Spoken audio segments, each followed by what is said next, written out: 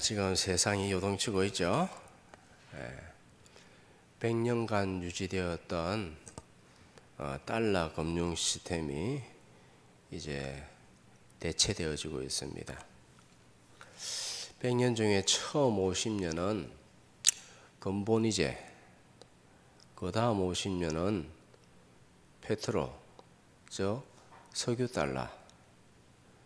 지난해 6월에 페트로 달러 체제가 50년 만에 협정이 끝나고 이제부터는 디지털 다극화 시대로 접어들었습니다. 세상은 이렇게 성경대로 흘러갑니다. 50년마다, 희년 때마다 모든 시스템이 바뀌어집니다. 새로운 시스템을 맞이하게 된 사건이 있습니다. 무슨 사건이냐? 러우 전쟁입니다. 러우 전쟁은 계속해서 말씀드렸다시피 땅 따먹기가 아닙니다. 패권 전쟁, 화폐 전쟁, 새로운 질서를 놓는, 어떻게 새롭게 질서를 지속할 것인가. 서방이 지원하는 우크라이나가 이겼으면은 달러 체제가 지속되었을 것입니다. 뭐 디지털 달러, 뭐 스테이블 코인 그런 거 있죠, 그죠? 그 체제로 넘어갔을 거예요. 그러나 러시아가 승리했기 때문에 새로운 디지털 화폐 다극화 시대를 접어들었습니다. 그래서 제가 러시아가 이길 때에 러시아가 이기기 때문에 금과 은이 오를 수밖에 없다라고 말씀을 드렸고, 있는 돈 거기 탈탈 털어놓으면 된다라고 말씀을 드렸습니다. 특별히 은에다가 집중하면 더 좋다라고 말씀을 드렸고, 어젠가 그젠가 실버 스퀴즈 현상이 일어났습니다. 하여튼 한참 더 갈 것 같습니다. 세상은 이렇게 엄청난 변화를 맞이하고 있습니다. 그런데 우리나라는 좀 더 심하죠. 체제 전쟁 중입니다. 공산주의로 갈 것인가, 자유민주주의를 유지할 것인가, 인민민주주의가 될 것인가, 자유민주주의가 될 것인가를 두고 대판 싸우고 있는데, 자유민주주의가 위태롭죠. 윤석열 전 대통령 심판에서 1월달 넣어죠. 윤통이 지금 유리하게 돌아가고 있는데, 윤통이 무죄 판결을 받으면 민주당이 설 곳이 없습니다. 그럼 어떻게 하느냐? 그래서 민주당에서 내란 전단 재판부를 만들어야 되겠다. 뭐 하려고? 인민재판 하려고. 인민재판 하려고. 재판부 만들면 뭐 윤통뿐만 아니라 반대하는 세력, 자기 반대하는 세력, 싫다고 하는 사람 싹 다 이것들 전부 다 내란 세력이에요 하면서 감옥에 쳐넣어버립니다. 민주당에서 그 말 하잖아요. 우리나라 50% 싹 다 없애버리면 된다. 파묻어야 되겠다고. 그죠? 들었죠? 50% 파묻어야 된대요. 농담 아니에요. 그것도 농담 아니에요. 힘만 있으면 얼마든지 50% 파묻어 버릴 수 있어요. 에이 설마 그래? 그것들은요, 공산주의는 하나님을 대적하기 때문에 얼마든지 악마가 될 수 있어요. 아시겠어요? 악마는 사람이 될 수 없어도 사람은 악마가 될 수 있어요. 악마의 손에, 사탄의 손에 붙들리면은 얼마든지 악마가 될 수 있다. 스탈린이 그랬잖아요. 스탈린이 3천만 명을 갖다 죽여버렸다니까요. 알아요? 역사적으로 3천만 명을 갖다가 죽여버렸어요. 마음에 안 든다고. 없애버려. 총알 아까워. 그냥 죽창으로 그냥. 그러니까 저 조국 땅에서 죽창가 부르잖아요. 죽창가. 괜히 부르는 거 아니에요. 아주 무시무시한 것들이 그것들. 사탄의 조속들이에요. 내란 재판부 만들면 그냥 다 제거시켜 버립니다. 뭐 역사전 볼 거 없어요. 에?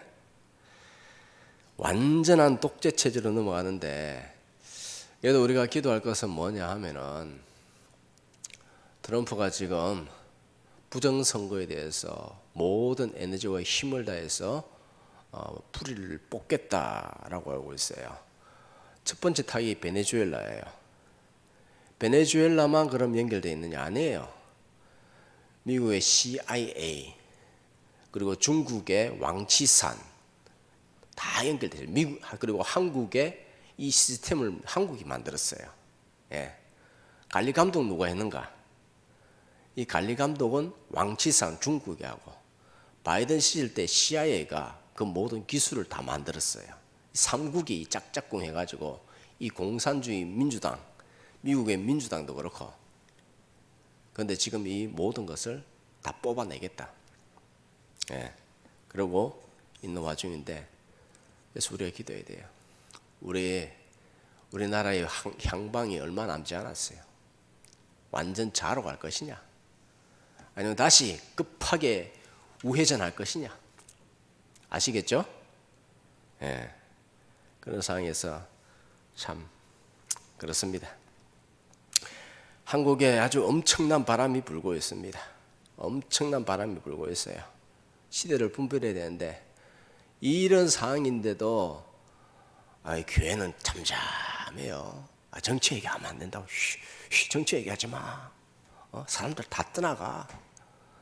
사회에 세상의 빛이 아니라 그냥 사람들 기분만 좋게 만들어주는 그런 교회는 사실 있으란 말이에요. 작아도 하나님 말씀을 정확하게 전해야 됩니다. 세상이 바람이 불고 있습니다. 강풍이 불고 있습니다. 오늘 본문에도 갈릴리에 강풍이 불고 있는데 제자들은 고통을 당합니다. 그때 예수님께서 걸어오십니다. 베드로가 예수님께 요청합니다. 나로 무리로 걸어오게 오라 하소서 하니까는 베드로가 베드로의 믿음을 보고 오라라고 그렇게 말씀하셨습니다. 베드로는 예수님의 말씀을 붙들고 믿음으로 무리를 걸었습니다. 그런데 잠시 후에 빠졌습니다. 뭐가 문제일까? 예수님 능력이 문제일까? 뭐가 문제죠? 베드로의 믿음의 문제다. 30절에 시작. 바람을 보고 무서워 빠져가는지라 소리질러 이르되 주여 나를 구원하옵소서 하니 왜 빠지는가? 바람을 보고 무서워 빠지는 중이다. 처음엔 예수님 얼굴 보고 그랬어요. 근데 좀 지나다 보니까는 예수님 얼굴이 아니라 환경을 보기 시작합니다. 환경을 보니 어때요? 광풍이 불고 파도가 일렁거리고 무서워지죠. 내가 지금 물 위에 걸어 있네. 내가 물 위에 걸어 있는 것이 좀 이상하다 하면서 의심하였죠. 믿음이 약해졌고 의심하였고 결국에는 빠져버렸다라는 것입니다. 베드로가 걷기 전에 물 위를 걷기 전에는 바람이 불지 않았는가? 아니죠. 바람이 불었죠. 그러면 베드로가 걷고 나서는 바람이 더 강해졌는가? 더 심하게 불었다. 뭐 그런 것은 없습니다. 예? 환경은 똑같아요. 그런데 예수님 얼굴 보고 예수님 말씀 의지하여 그럴 때는 그럴 수가 있었고 예수님 얼굴 안 보고 환경 보니까는 무서워지고 결국에는 물 안으로 빠져 들어가더라라는 것입니다. 무엇 때문에 물에 빠졌는가? 결론적으로 믿음이 약했기 때문에. 믿음이 약하다는 것이 무엇이냐? 환경을 바라본다. 환경을 바라본다. 라는 것이죠. 사람들은 숫자를 중요하게 얘기합니다. 사람이 얼마나 되니, 평수가 얼마나 되니, 건물이 얼마나 크니, 재정이 얼마나 되니, 그걸 중요하게 여기죠. 그런데 우리는 믿음으로 예수님을 더욱 사랑해야 될 줄 믿으시기 바랍니다. 예수님께서 원하시는 건 뭐예요? 뭐 100층짜리 건물 원해요? 원하지 않습니다. 예? 수십만 명 모이는 거 원합니까? 원하지 않습니다. 뭘 원해요? 내가 하나님 앞에 어떤 마음으로 어떤 거룩한 신부로서 세워져 있는가, 그걸 중요하게 여깁니다. 제 평생의 소원은 무엇이냐 하면 내가 하나님 앞에 거룩한 신부로 서 있는 것입니다. 잠자지 않고 깨어서 기도하고 주님과 동행하는 것입니다. 더도들도 없습니다. 그리고 환경은 주님께서 책임져 주십니다. 예? 우리의 믿음을 세우기 위해서 환경을 좀 어렵게 만들 뿐이고, 우리의 믿음을 강하게 하기 위해서 환경을 어렵게 만들 뿐이지, 하나님께서 모든 것을 주관하십니다. 주님께서 제자들에게 요구하시는 것이 무엇입니까? 뭐예요? 믿음. 그러면 주님께서 우리에게 요구하시는 것은 뭐예요? 뭐 다른 거 원해요? 믿음 요구하십니다. 하나님을 기쁘시게 하는 유일한 것은 무엇입니까? 따라하겠습니다. 믿음. 믿음밖에 없다는 거예요. 히브리서 11장 6절 시작. 믿음 없이는 하나님을 기쁘시게 못하나 하나님께 나아가는 자는 반드시 그가 계신 것과 또한 그가 자기를 찾는 자들에게 상 주시는 이심을 믿어야 할지니라. 믿음 없이는 하나님을 기쁘시게 못한다. 즉 하나님을 기쁘시게 하는 것은 오직 무엇이다? 믿음뿐이다. 어떤 믿음? 주님께 나아가는 자는, 지금 주님께 나왔죠? 자, 나아가는 자는 반드시 그가 계신 것, 영으로 함께 하십니다. 그걸 첫 번째 믿어야 되고, 성령으로 함께 하신다. 둘째는 자기를 찾는 자들에게 뭘 주신다? 상 주신다. 그걸 믿어야 된다. 상 주시는 하나님. 상을 받으려면 어떻게 해야 돼요? 약속을 믿어야 돼요. 말씀을 믿어야 돼요. 온다고 다 상 받는 거 아닙니다. 우리가 축복을 받는 방법은 말씀을 믿음으로 붙들어야 됩니다. 그래서 믿음은 무엇이냐 하면 말씀을 붙드는 손이다. 믿음이 뭐라고요? 말씀을 붙드는 손. 그게 뭐라고요? 믿음. 말씀을 붙들고 내가 그것을 가지고 기도하는 거죠. 이 믿음에는 역사가 납니다. 말씀대로 이루어질 줄 믿으시기 바랍니다. 제자들은 파도 속에서 고난을 당합니다. 왜 고난을 받을까? 다르게 말하면 왜 예수님께서 그들에게 고난을 주실까? 예수님께서 허락하시는 것이죠. 예수님의 허락이 없이는 아무 사건도 일어나지 않습니다. 왜 우리로 하여금 이 땅에 살게 하느냐? 육신을 가지고, 아픈 육신, 연약한 육신, 깨어진 육신. 왜 이렇게 살게 하는가? 왜 그렇게 하면 결국에는 하나님이 어떠고 인생이 어떠한 것을 알고 하나님 말씀에 부복하고 순종하도록 만들기 위해서, 거룩한 주님의 자녀로 만드시기 위해서다 라는 것이죠. 22절에 보면 예수님께서 즉시 제자들을 재촉하사 바다 건너편으로 건너가게 하십니다. 제자들은 예수님 말씀을 듣고 순종했기 때문에 고난을 당합니다. 말씀대로 살면 때때로 고난을 당할 수가 있습니다. 왜? 복을 주기 이전에 먼저 고난을 주신다.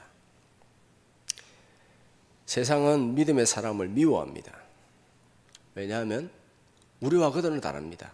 그들은 세상에 속해 있고 우리는 하나님께 속해 있기 때문에 그들은 우리를 미워합니다. 그래서 세상 가운데서 어려움을 당할 수도 있습니다. 그러나 어느 정도 당하게 하시죠. 어느 정도. 그러나 밤 사경쯤에 예수님께서 오셔서 그들을 구원하십니다. 기적을 행하십니다. 제자들이 고난당하는 것을 허락하셨습니다. 왜? 제자들이 예수님께서 자기가 하나님의 아들이심을 보여주시기 위해서, 즉 영적 깨달음을 위해서, 영적으로 깨닫도록 하기 위해서. 우리 인생은요 너무 돌아가요. 계속 돌아가요. 답은 가까이 있는데 그 답을 갖다가 붙들지 못하고 계속 뺑뺑이 돌아요. 광야를 뺑뺑이 돌아요. 계속 어려움을 계속해서 반복해서 겪어요. 아주 가까운 곳에 있는데 돌고 나서 광야를 가다 돌고 나서 가나안 땅으로 들어가요. 답은 가까이 있어. 왜 도느냐? 깨닫지 못해서. 깨닫도록 하기 위해서 하나님께서 돌리는 거예요. 돌려요. 예? 못 깨달았어. 참 답답하죠. 그런데 우리 인생이 다 그래요. 예? 내가 처음 예수님을 믿을 때와 그리고 정말 인생의 풍파를 다 겪고 나서 이제 나이가 이렇게 들어서 다시 옛날을 돌아보면은 내가 돌고 왔구나. 또 돌아왔구나. 오랜 세월 찾아 난 알았네. 내겐 주밖에 없네. 돌아. 내 마음대로 놀러도 갔다가 산으로 갔다가 내 마음대로 살다가 결국에는 또 돌아서 내겐 주밖에. 예? 오랜 세월을 돌고 돌아서 결국에는 주님밖에 없어요.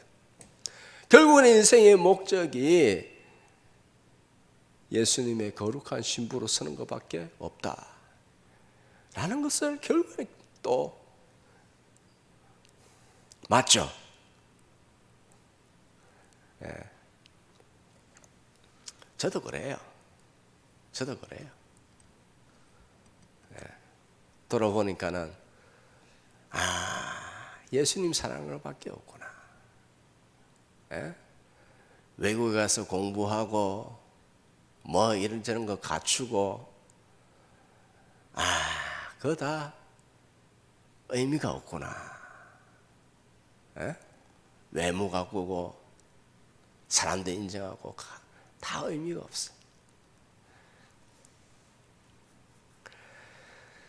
자, 예수님께서 제자들에게 고난을 당하게 하고 나서 예수님이 어떻게 하시는가? 사람들이 뭘 깨달았는가? 33절 시작. 배에 있는 사람들이 예수께 절하며 이르되 진실로 하나님의 아들이었소이다 하더라. 배에 있는 사람 누구예요? 제자들이죠. 이 사람들이 깨달았어요. 진실로 하나님의 아들이었소이다. 말을 해도 못 알아듣다가 고난 당하니까는 진실로 하나님의 아들이구나 라는 것을 알게 되더라. 괜히 고난을 주는 거 아닙니다. 고난을 주시는 궁극적인 목적은 무엇이냐 하면 자신의 하나님 자신을 드러내도록 하기 위함입니다. 내가 하나님이다. 너희는 인생이다. 고난을 통해서 하나님을 찾습니다. 고난이 없으면 하나님 안 찾으니까는 고난을 주시는 거예요.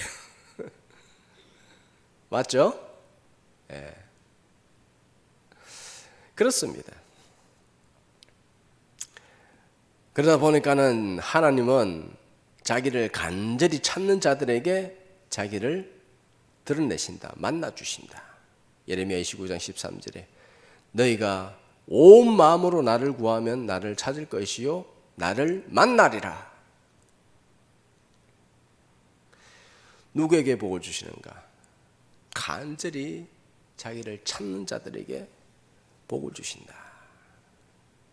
마태복음 7장 7절 우리가 잘 아는 말씀. 찾으라 구하라 두드리라. 시작. 구하라 그리하면 내게 주실 것이 찾으라 그리하면 찾아낼 것이 문을 두드리라 그리하면 내게 열릴 것이니. 구하고 찾고 두드려라. 구하고 찾고 두드리는 자에게 주님께서 주신다. 가만히 있으면 주는 것이 아니라 구하고 찾고 두드려라. 그러면 하나님께서 주신다. 너희가 악한 자라도 자식에게 줄 줄 알고. 너희가 악한 자다. 어? 너희 악한 자라는 거 아느냐. 너희는 악한 자다. 그럼에도 자식에게 좋은 것을 주려고 얼마나 그렇게 노력하느냐. 하물며 하늘에 계신 하늘 아버지께서 너에게 좋은 것을 성령을 주시지 않겠느냐. 왜 괜히 너에게 고난 당하는 거 좋다고 주겠느냐. 사람들은 남이 안 되는 거 좋아해요. 막 잘 되고 그러면요 괜히 시기 질투하고 창자 고이고 아이고 배 아파라. 사촌이 땅을 사면 배가 아프다고 하죠. 왜 아픈지 모르겠어요. 사람은요 악해가지고 남이 잘 되면 마음이 불편해요. 여러분들 잘 돼가지고 하나님께만 영광 올려드리기를 축복합니다. 남이 잘 되면 잘 되고 좋지. 하나님 나도 주님의 영광 드러내게 하여 주옵소서. 저 사람은 잘 되면 자기 드러내지만 우리는 잘 되면 하나님 영광 드러내야 될 줄 믿습니다. 최고의 것을 주십니다.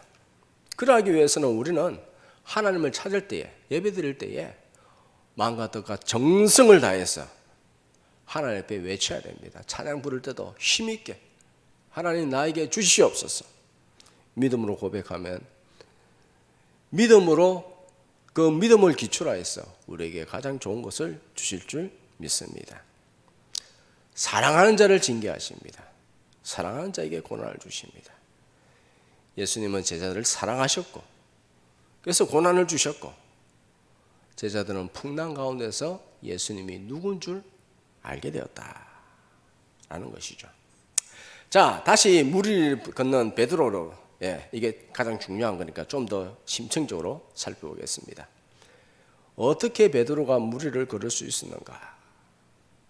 예수님을 바라보는 믿음. 믿음이란 무언가? 환경을 보지 않고 예수님 바라보는 것입니다. 왜 베드로는 얼마 못 가서 물에 빠졌는가? 왜냐? 예수님 바라보지 않고 환경 바라봤기 때문에. 사람들은 계속 환경을 바라봐요. 마음이 흔들립니다. 바람 불고 물결이 치면 무섭습니다. 어떤 환경에도 예수님을 주셔야 됩니다. 예수님을 바라봐야 됩니다. 환경 보면요 결국에는 무서워지고 물에 빠집니다. 예수님 보면은 무리를 걸을 수 있습니다. 그리고 하나님께서 때가 되면 또 바람을 꾸짖습니다. 환경을 또 변화시킵니다. 우리의 시선이 예수님 바라보는가? 아니면 환경 바라보는가? 환경 바라보면서 항상 두려움 가운데 있는가? 사탄은 무슨 일을 하는가? 예수님 바라보지 못하게 만듭니다. 우리의 시선을 계속해서 빼앗습니다. 그리고 예수님 의심하게 만듭니다. 문제에 우리의 시선을 완전히 빼앗아 버리게 만듭니다. 문제만 바라보면 마음이 두려워지고 문제의 물속에 퐁당 빠지게 됩니다. 죽습니다. 질식에 죽습니다. 그런 사람들 많죠. 자, 31절 시작. 예수께서 적시 손을 내밀어 믿음이 작은 자여 왜 의심하였느냐 하시고. 베드로가 왜 물에 빠졌다고요? 믿음이 작은 자여 왜 의심하였느냐. 믿음이 적다는 것은 의심한다는 겁니다. 주님께서 요구하시는 것은 적은 믿음이 아니라 의심하는 것이 아니라 강하고 굳세입니다. 강하고 굳세다는 건 뭐냐? 아우 나는 내 마음을 갖다 그게 아닙니다.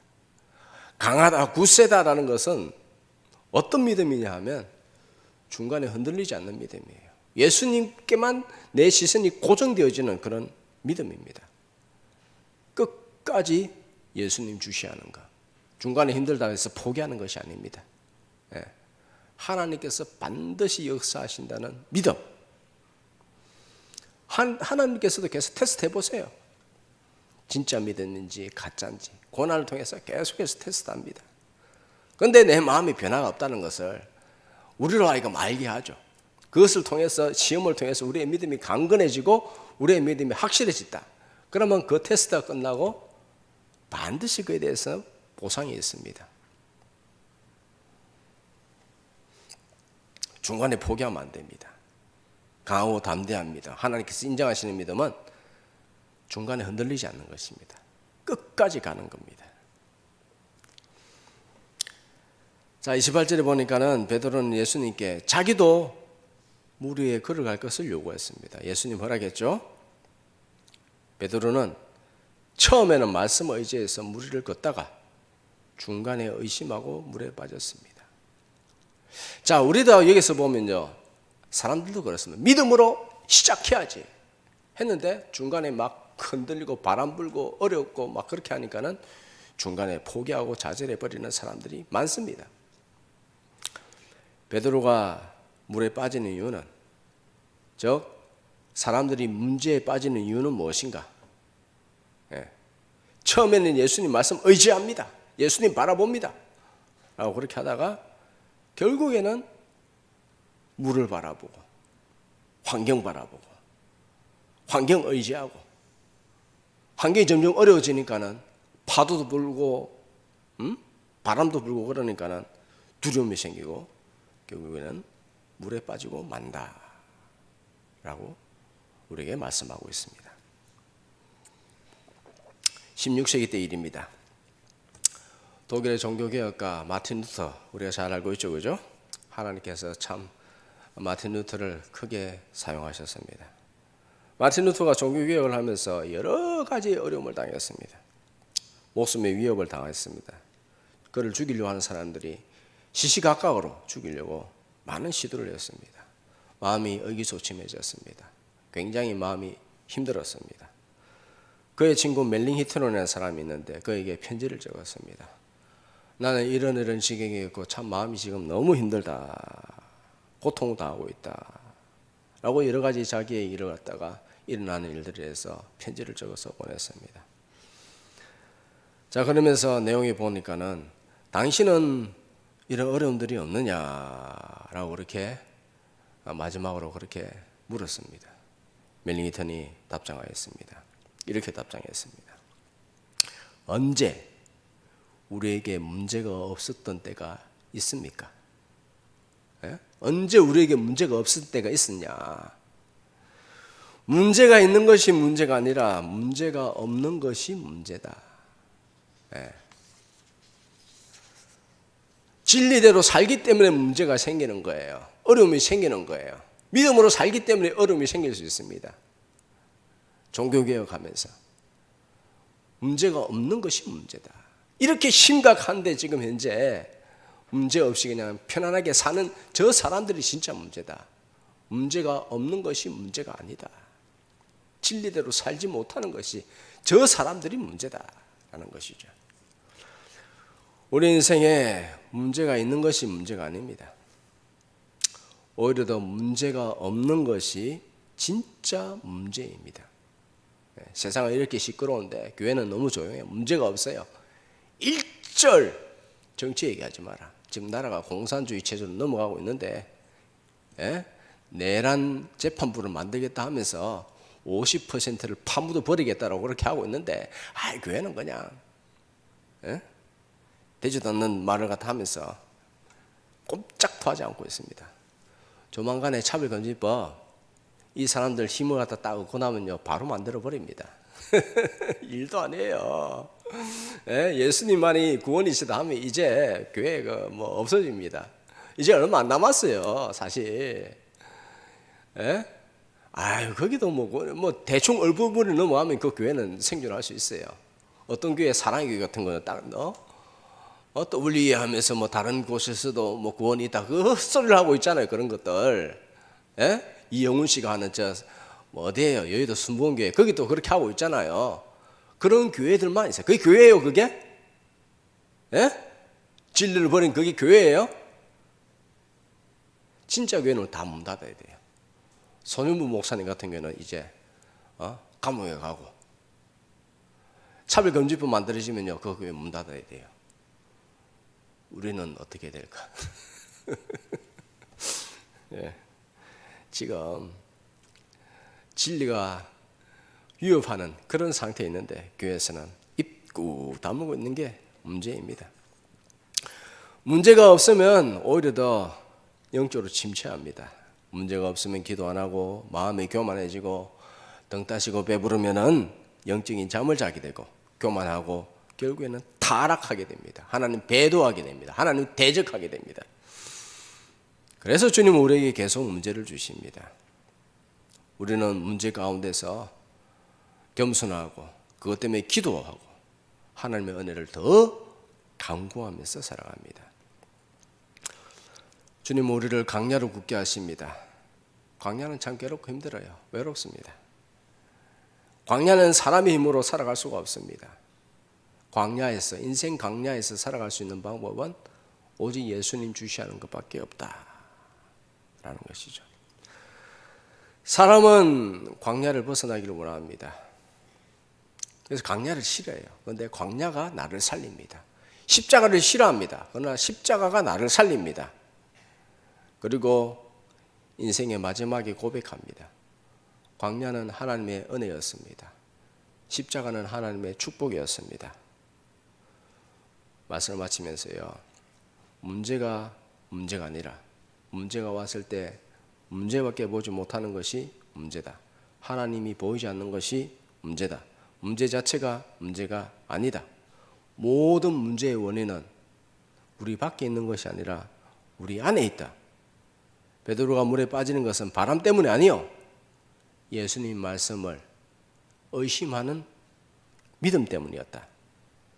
즉 신앙이란 무엇인가 하면은 환경과 여건을 보지 않고 예수님을 주시하는 것입니다. 우리가 어떤 처지에 있든지 그것은 중요하지 않습니다. 풍요에 있든지 궁핍에 있든지 우리는 주님께 집중해야 됩니다. 바람이 무섭다고 해서 중간에 포기하면 안 됩니다.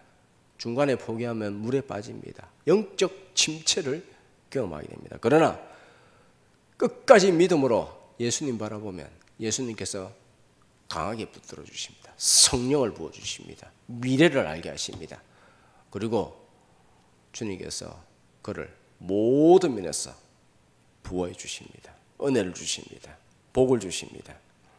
끝까지 예수님 바라볼 때에 예수님께서 구원하십니다. 기적을 행하십니다. 모든 환경에서 끝까지 예수님 바라보는 흔들리지 않는 믿음으로 사시기를 축복합니다. 기도하겠습니다.